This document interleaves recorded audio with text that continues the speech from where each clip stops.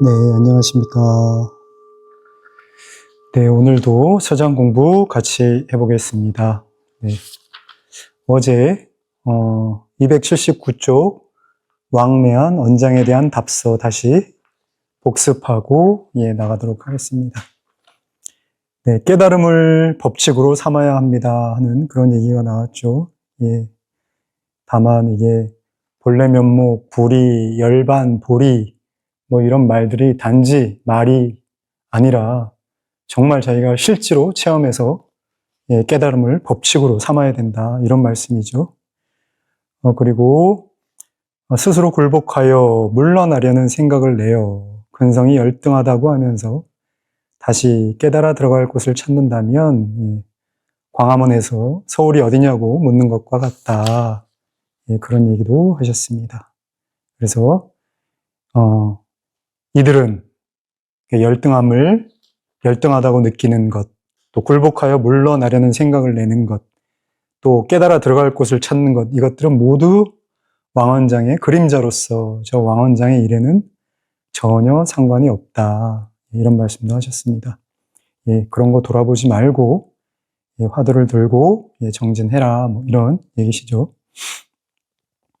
자기가 주인공임을 믿을 수만 있다면 여러 가지로 번민할 필요가 없습니다. 다 자기 일이라고 하는 거죠, 자기 일. 자기에게 구족돼 있다. 구족돼 있다라고 하는 얘기가 제가 이제 이 공부를 하면서 앞에 부분도 다시 한번 쭉 읽고 있는데 184쪽에 한번 같이 보실까요? 184쪽.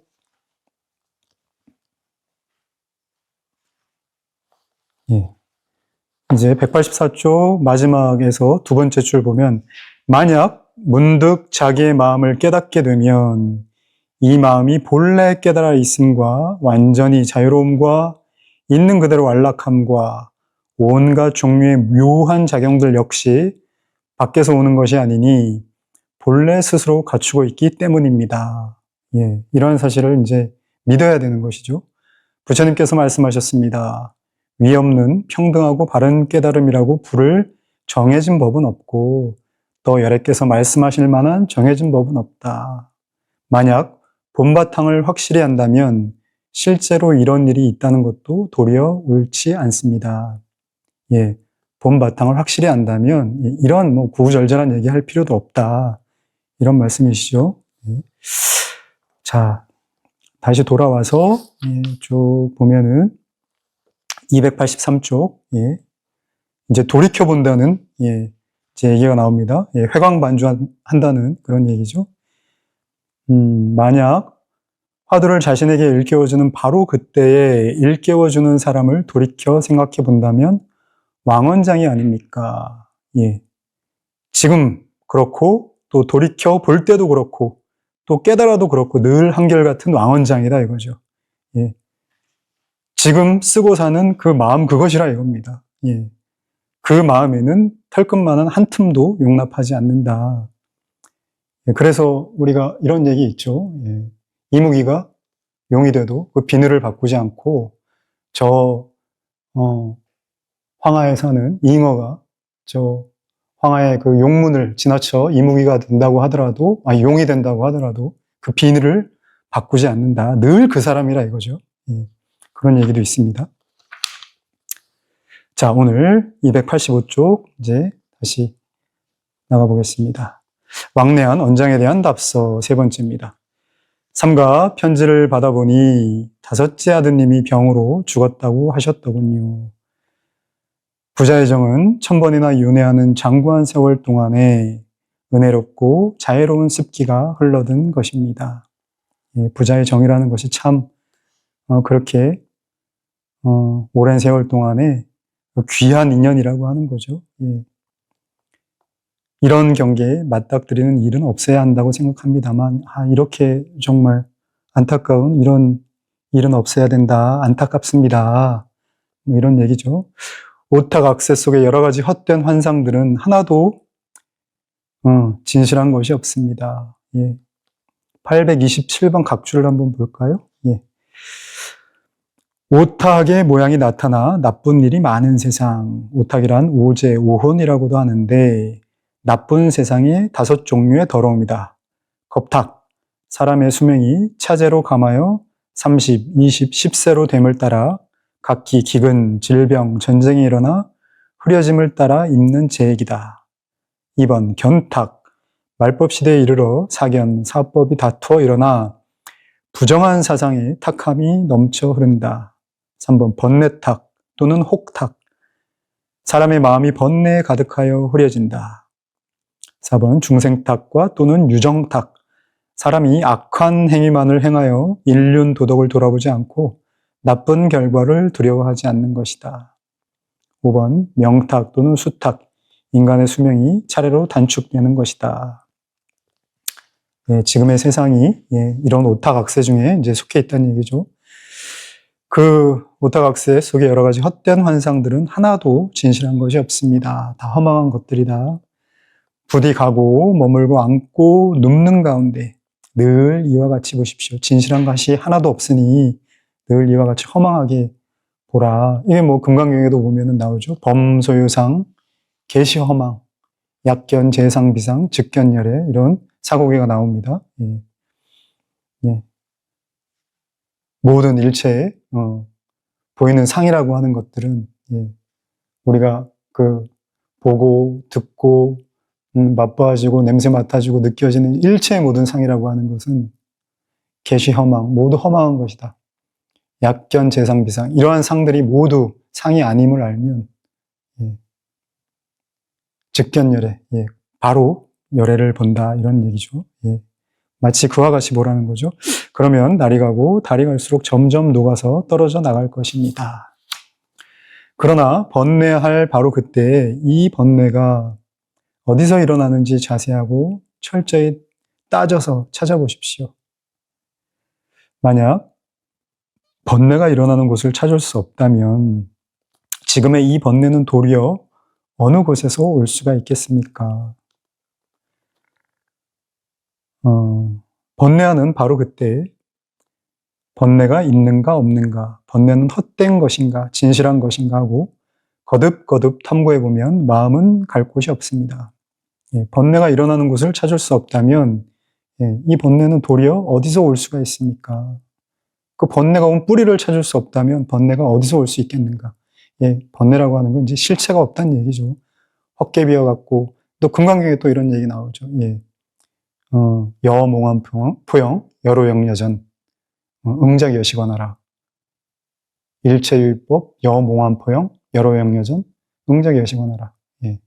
모든 법이라고 하는 것이 꿈과 같고 헛개비와 같고 또 이슬 물거품과 같고 그림자와 같고 이슬과 같고 번갯불과 같다는 거죠. 그래서 그렇게 거듭거듭 탐구해보면 마음은 갈 곳이 없습니다. 마음이 온 곳이 없기 때문에 마음이 갈 곳도 없는 거죠. 생각하고자 하면 다만 생각하기만 하시고 울고자 하면 다만 울기만 하십시오. 울고 또 울고 생각하고 또 생각하여 마음속에 수많은 은혜롭고 자유로운 습기를 모두 털어버리면 자연히 물이 물로 돌아가든 나의 번뇌 없고 생각함 없고 근심 없고 기쁨 없는 본래 면목을 회복할 것입니다. 여기 또 이제 습기란 얘기 나왔죠. 지난번에 습기 배우셨죠, 그죠? 711. 이게 이제 습기라고 하는 것이 그 예를 들자면 뭐 우리가 지난번에 각주에도 나왔습니다만 이제 향로에 있는 그 재를 털어내면 그래도 이제 그 향의 향기가 나는 것과 같고 또 생선을 종이에다 싸면은 생선이 이제 없다고 하더라도 그 종이에 생선향이 배어 있는 것과 같다 해서 이제 습기가 계속 남아있는 우리의 생각과 말과 그 행위로 지어진 업이 계속 그 잔존의 여력이 남아있는 이제 그런 걸 얘기하는 거죠. 그리고 이제 지난번에 또 그 배웠죠. 124쪽 한번 볼까요? 124쪽. 이게 이제 이죽도노 승호병쇠라고 하는 이제 얘기가 나오는데 이치로는 뭘로 깨닫지만 그러니까 이 습기라고 하는 것은 천천히 이게 재해 나가야 된다라고 하는 그런 얘기가 이제 124쪽에 나와 있습니다. 맨 마지막에 124쪽 지난날 하신 말씀에 이러면 문득 깨달으니 깨달음을 타고서 모두가 녹아버리지만 사는 문득 없어지지 않고 점차 사라진다. 예, 고 하셨는데 가고 머물고 앉고 누움에 이것을 절대 잊어서는 안 됩니다. 예, 그러니까 이제 점점 이 습기가 사라지는데, 예, 이걸 그냥 방치하면 안 된다는 거죠. 이 사실을 늘 기억해서 이 습기를 녹여나가야 된다 하는 그런 말씀을 하고 계십니다. 이게 이제 승가에서는 뭐 도노 점수 이렇게도 얘기를 하는데요. 예, 어쨌든 이제 이런 얘기를 하고 계시는 거죠. 세간에 들어가면 출세간이 따로 남아있지 않습니다. 세간법이 불법이요. 불법이 곧 세간법입니다. 부자는 천성이 하나입니다. 그러므로 자식이 죽었는데도 아버지가 번뇌하지 않고 생각하지 않을 수가 있겠으며 아버지가 죽었는데도 자식이 번뇌하지 않고 생각하지 않을 수가 있겠습니까? 만약 억지로 멈추고 막아서 울고 싶을 때 울지 않고 생각하고 싶을 때 생각하지 않는다면 이것은 일부러 천리에 거스르고 천성을 소멸시키려 하는 것으로서 마치 목소리를 더 높여서 소리를 죽이고자 하거나 기름을 끼얹어서 불을 끄고자 하는 것처럼 무모한 것일 뿐입니다. 네, 자연스러운 일이라는 거죠. 예, 그렇게 이제 그 정을 맺었고 또 사랑을 하고 앞에 이제 은혜롭게 자해한다 그랬는데 그 은혜롭게 자해함이라고 하는 것이 오랫동안 되어서 예, 그렇게 울고 싶을 때 울고 또 돌아간 그 죽은 자식이 또 생각날 땐 생각하고 하는 게 자연스러운 일이라는 겁니다. 번뇌할 바로 그때도 전혀 다른 일이 아닙니다. 그러므로 다른 일이라는 생각은 절대로 하지 마십시오. 예. 그 다음에 이제 그 다음 대목이 중요하죠. 영가형각이 말했습니다. 무명의 실성이 곧 불성이고 헛개비같이 텅 빈 몸이 곧 법신이다. 이 얘기 굉장히 많이 나오죠. 예. 이게 이제 그 영가형각 스님의 증도가에 나오는 얘기입니다. 예. 근데 이 무명의 실성이 곧 불성이다라고 하는 게 이 탐진치의 예, 그 본성이 탐진치가 일어난 곳 그곳이 예, 탐진치를 일으키는 사람, 탐진치를 일으키는 그것이 곧 불성이다 이거예요. 그리고 헛개비같이 텅 빈 몸이 곧 법신이다. 왜 몸을 헛개비같이 텅 빈 몸이라고 했을까요? 우리가 이제 어려서부터 태어나가지고 지금까지 쭉 살면서 몸이 아기 때의 몸부터 시작해서 지금까지 몸이 쭉 한시도 변함이 없이 그 변해왔지 않습니까? 계속 늙어가고 있지 않습니까? 예, 근데 그 중에 어느 몸을 나라고 하겠습니까? 예, 이 몸도 변화해서 한시도 변화하면서 뭐 어느 때가 나라고 할 만한 그런 몸을 잡을래야 잡을 수 없다는 거죠. 예, 그래서 헛개비같이 텅 빈 몸이라고 이제 얘기를 한 거죠. 근데 이 헛개비같이 텅 빈 이 몸 자체도 곧 법신이다 이거죠. 예. 그래서 그 위에 이제 그 얘기가 번뇌할 때도 그때도 전혀 다른 일이 아닙니다. 뭐 이게 이제 바로 이 얘기입니다. 예. 무명의 실성이 곧 불성이고 헛개비같이 텅 빈 몸이 곧 법신이다. 번뇌할 때도 이 불성을 떠나지 않는다는 거예요. 그래서 이제 그 육조단경의 대의라고 하는 게 어떤 분은 이제 분리불념 뭐 이렇게 얘기합니다. 이제 우리가 보통 안이비설신의 또 색성향 미촉법 이걸 이제 뭐 육적 이렇게 얘기하거든요. 예, 이 육군문 우리의 이제 이 6가지 감각기관에서 일어나는 이 감각기관이 대상을 만나면 어떤 육식 생각을 일으켜서 이 생각에서 이제 좋고 나쁨을 일으켜서 그것을 이제 6도적이다 이렇게 얘기하는데 그 육조단경에서 이제 분리불념 그 6도적을 떠나지도 않고 그렇다고 해서 그 6도적에 오염되지도 않는다. 이제 그런 뭐 말씀을 하시는 분도 계십니다. 그래서 무명의 실성을 떠나지도 않는 거예요. 무명을 떠나지도 않는 겁니다. 그리고 헛개비 같은 텅 빈 몸을 거부하거나 떠나는 것도 아닙니다. 그렇지만 여기에 착하거나 여기에 오염되지도 않는다는 거죠. 이것은 진실한 말이지 사람을 속이는 헛된 말이 결코 아닙니다. 이와 같이 볼 수 있다면 생각하고자 하거나 번뇌하고자 하여도 그렇게 할 수 없습니다. 네, 이와 같이 볼 수 있다면 예. 이 무명이 곧 불성이고 이 몸이, 이 헛개비 같은 이 몸이 곧 법신이다. 이제 이런 생각이 있으면, 이런 이제 지혜가 있으면 생각하고자 하거나 번뇌하고자 해도 그렇게 할 수 있는 게 아니라는 거죠. 그러니까 죽은 자식을 또 생각하고 또 번민하고 하는 게 그렇게 할 수 없다는 거예요. 이미 이제 이런 그 지혜에 이르게 되면 그렇게 하더라도 그렇게 하는 게 아니다. 뭐 이런 얘기죠. 이렇게 보는 것을 일러 바로 본다고 하고 이와 달리 보는 것을 일러 잘못 본다고 합니다. 그러나 잘못됨과 바름이 아직 나누어지지 않은 때가 힘을 내기에 꼭 알맞습니다. 잘못됨과 바름이 아직 나누어지지 않은 때. 그러니까 아직 이게 잘못되고 뭐 바르고 이걸 모른다고 하면 이 말에 의지해서 힘을 내셔서 툭툭 털고 일어나시라 하는 그런 위로의 말인 것 같아요. 이것이 바로 저의 분명한 뜻이니 지혜가 모자라는 사람 앞에서는 말하지 마십시오. 833번 각주 한번 보겠습니다.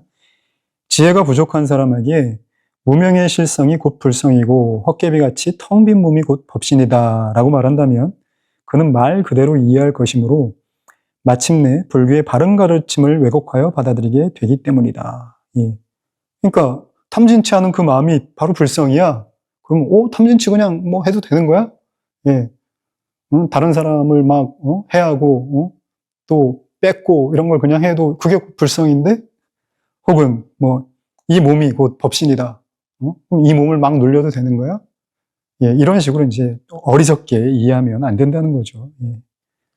이렇게 어리석게 이해하면 안 되니 이런 지혜가 모자라는 사람 앞에서는 돼지 목에 진주 목걸이를 걸어주지 마라 하는 그런 얘기하고 똑같죠. 그렇게 염려하는 그런 말씀을 이제 하셨습니다. 네, 31번 하운사에 대한 답서 또 나가보겠습니다.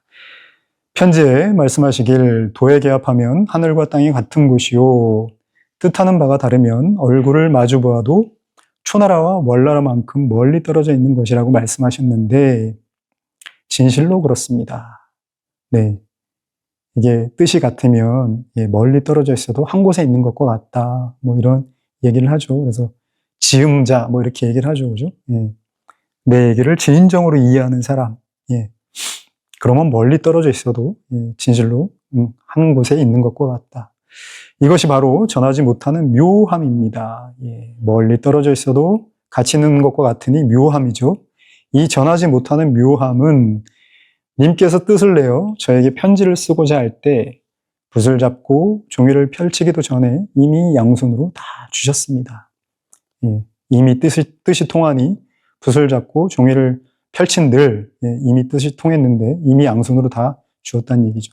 그러니 무엇 때문에 견인위와 구경위를 기대하며 뒷날을 기다리겠습니까? 네.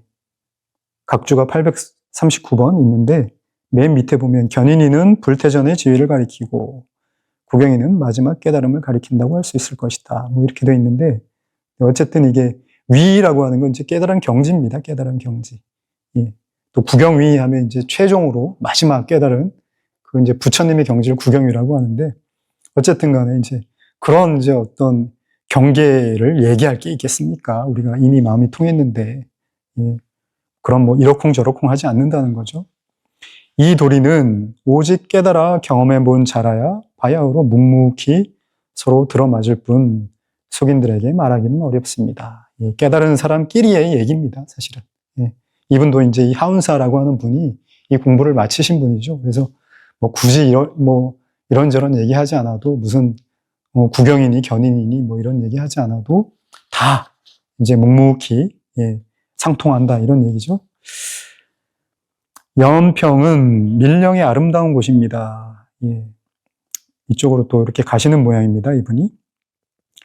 님께서는 스스로 잘 조복할 수 있어서 이리저리 돌아가는 마음에게 조종당하지 않으시니 바로 대해탈인입니다. 이런 사람은 능히 모든 마음을 부릴 수 있어서 일상생활이 생기발랄하니 843번 이제 각주를 또 보면 활발발지 이것도 이제 스님들이 많이 쓰는 용어인데요. 이 선종에서 이제 이 공부를 하는 사람들은 활발발해야 된다. 물고기가 물을 튀기면서 펄떡이는 모습처럼 생기발랄한 모습을 가리킨다. 생기발랄하게. 뭐 어떤 것도 걸림없이 자연스럽게, 아주 자연스럽게, 예, 그렇게 논인다 이거죠, 이제. 예, 이렇게 활발해야 된다.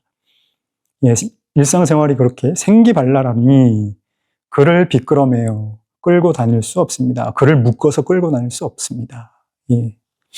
진실로 곧장 이렇게 받들어 지킨다면, 예, 곧장 이렇게 받들어 지킨다면 844번 각주를 보면 종지를 깨달아 체득하는 것을 가리키는 말. 예. 곧장 이렇게 종지를 깨달아서 체득한다면 나를 가로막을 것은 털끝 하나도 없습니다. 예. 예수님이 말씀하셨습니다. 부처님이 모든 법을 말씀하신 것은 모든 마음을 제도하기 위함이다. 나에게는 아무런 마음이 없으니 모든 법이 무슨 소용이 있으랴. 참 아주 너무 멋있는 말이죠. 그죠? 예, 나에게 아무런 마음이 없으니 염라대왕도 심지어 부처도 보살도 엿볼 수 없다는 거죠. 예. 그러니 무슨 법이 무슨 소용이 있으랴. 부처와 보살과 그런 법이 무슨 소용이 있으랴. 또 라용은 말했습니다. 예, 우두법용선사라고 하죠. 예. 알맞게 마음을 쓸 때는 알맞게 없는 마음을 쓴다. 예, 알맞게 마음을 쓸 때는 이제 여기 보면은 원문에 이제 무심이라고 나와요. 예. 요 개송의 이제 주 핵심은 무심입니다. 무심. 예. 알맞게 마음을 쓸 때는 알맞게 무심을 쓴다. 예.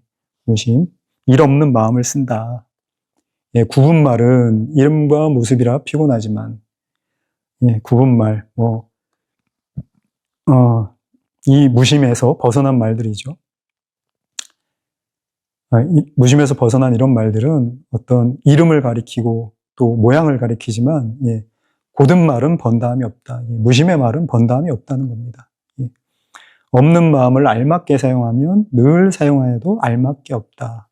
무심을 알맞게 사용하면 어떤 말을 사용하여도 예, 그 무심에 알맞다 이 말이죠. 지금 말하는 없는 마음은 있는 마음과 다르지 않다. 지금 말하는 무심은 예, 유심과 다르지 않다. 예, 이거는 제가 따로 말씀드리지 않겠습니다. 예, 이 앞 얘기하고 똑같습니다. 앞에 쭉 보면 예, 무명실성 즉불성이고 헛개비같이 텅 빈 몸이 곧 법신이다 하는 얘기가 지금 말하는 무심은 있는 마음과 다르지 않다. 이 얘기하고 같은 얘기죠. 비단 라육만 이와 같은 것이 아니라 저와 님 역시 그 속에 있습니다만 그 속의 일을 집어내어 사람들에게 보여주기는 어렵습니다. 예, 이게 법용스님, 우두법용스님만 이와 같은 게 아니라 저와 또 여기 네, 하운사 거사님 역시 그 속에 있습니다만 그걸 이제 사람들에게 보여주기 어렵습니다. 뭐 마음의 일을 어떻게 사람들에게 보여주겠습니까? 예. 다만 이제 이심전심으로 아는 사람끼리 상통한다 이 얘기죠. 예, 앞서 말한 것처럼 묵묵히 서로가 예, 묵묵히 들어맞을 따름입니다. 네, 32번 예, 시간이 좀 남는 관계로 더 하겠습니다. 32분까지. 여사인 거인에 대한 답서. 1000가지 만가지 의문이 다만 하나의 의문일 뿐입니다. 그러므로 화두 위에서 의문이 부서지면 1000가지 만가지 의문이 일시에 부서집니다. 예. 그러니까 화두 위에서 의문이 부서지면 이랬습니다. 그러니까 화두의 핵심은 예, 이제 자꾸 뭐 여기서도 나옵니다만 의문입니다. 의문. 예.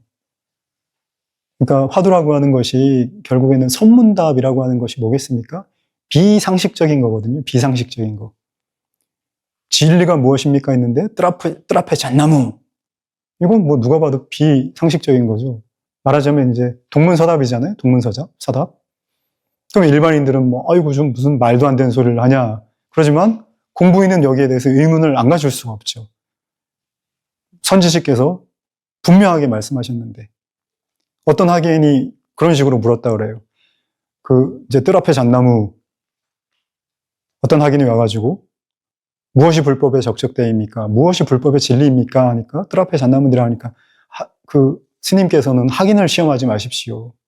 나는 학인을 시험하지 않는다. 그럼 다시 물어라 하니까 무엇이 불법의 진리입니까? 하니까 뜰 앞에 잣나무니라. 그렇게 얘기했다는 거예요.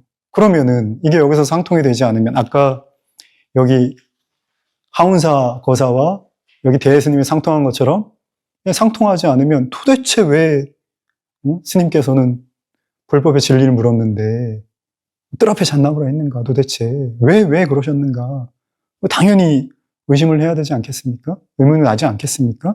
예, 그렇다는 거죠. 화두의 이 의미라고 하는 게 그렇다는 겁니다. 그래서 그 의문이 부서지면 천 가지 만 가지 의문이 일시에 부서집니다. 그래서 화두를 공부하다가 여러분들 여러 가지 이제 생각이 날 수 있어요. 뭐, 요걸 스님한테 물어볼까? 저걸 스님한테 물어볼까? 요게 맞나? 저게 맞나?